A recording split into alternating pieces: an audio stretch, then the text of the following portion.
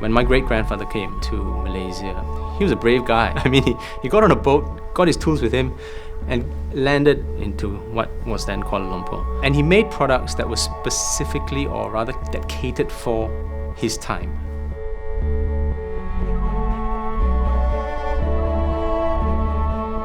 In 1957, Malaysia then went through a lot of nationalization and a lot of soul-seeking or identity-seeking. And that was where we then realized that, hey, we've got a product here. We could probably cater for a bigger audience, and we started exporting. So when we gained independence, not only did we gain our identity, but also it attracted a lot of external awareness or external attention to the country.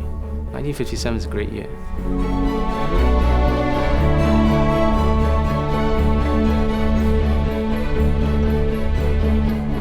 We have actually quite an intrinsic art form in Malaysia, whether it's silversmithing in the east coast of Malaysia, or batik printing, or even just wood carving.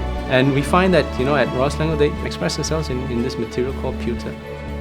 We have a very valuable asset here. It's not just the people making the products, but it's also the steep history and the way that it intertwines with the city.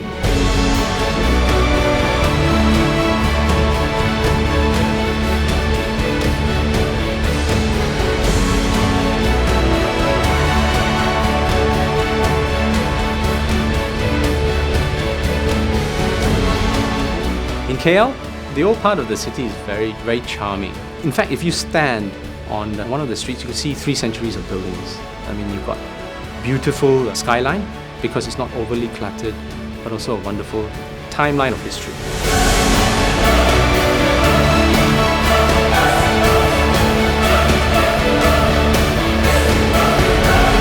The sights and sounds have changed rapidly in the last 15 to 20 years. It's a real mishmash of taste, smell that I guess it's ingrained in my brain.